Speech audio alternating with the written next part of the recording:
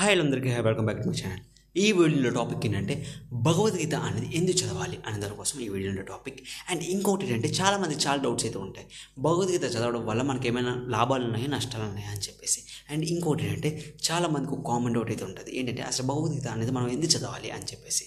అయితే ఈ భగవద్గీత అనేది ఎందుకు చదవాలి అని చెప్పేసి మొత్తం మీకు తెలియకపోయినా కూడా ఒక చిన్న అవగాహన అయితే కలుగుతుంది ఈ వీడియో చూసిన తర్వాత ప్రతి ఒక్కరికి కూడా.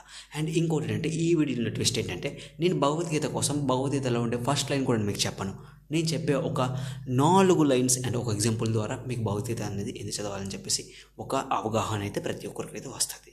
సో ప్రతి ఒక్కరికి అయితే ఈ వీడియో చివరి వరకు చూడండి. అండ్ అలా లేట్ చేయకుండా టాపిక్ అయితే వెళ్ళిపోతుందని స్టార్ట్. హాయ్ అందరికీ హాయ్. ఇప్పుడు నేను స్క్రీన్ మీద ఒక పిక్చర్ అయితే చూపిస్తాను. అండ్ ఇంకోటి ఏంటంటే మీరు ఆ పిక్చర్ని మాత్రం కన్ను ఆరపకుండా ప్రతి ఒక్కరు కూడా చూడాలి. సో ప్రతి ఒక్కరు కూడా పిక్చర్ కనిపిస్తుంది కదా, ఆ పిక్చర్లో ఉండే వస్తువులు కూడా ప్రతి ఒక్కరు చూడండి. నాకైతే ఆ పిక్చర్లో ఉండే వస్తువులన్నీ కూడా తలకిందులుగా అయితే కనిపిస్తున్నాయి, మీకు కూడా తలకిందులు కనిపిస్తున్నాయి అని చెప్పేసి నేను అనుకుంటున్నాను.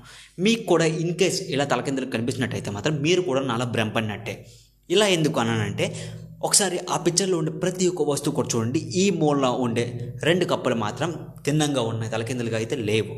అయితే ఆ 2 కప్పులు మాత్రం బాగా గమనించండి, కన్ను ఆర్పుకండి, బాగా గమనించండి.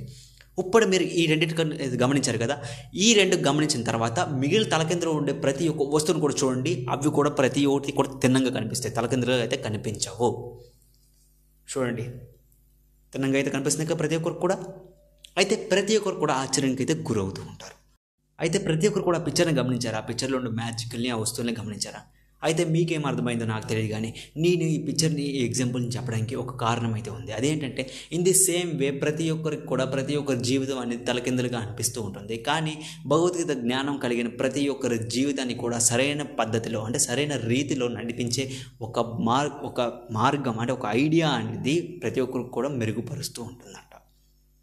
సో ప్రతి ఒక్కరికి కూడా అర్థమైందని చెప్పేసి అనుకుంటున్నాను. అండ్ అలానే ఇంకోటి ఏంటంటే ప్రతి ఒక్కరికి కూడా భగవద్గీత ఎందుకు చదవాలి అనేది మొత్తం తెలియకపోయినా కూడా ఒక చిన్న అవగాహన అనేది వచ్చిందని చెప్పేసి నేను అనుకుంటున్నాను ఈ ఎగ్జాంపుల్ ద్వారా.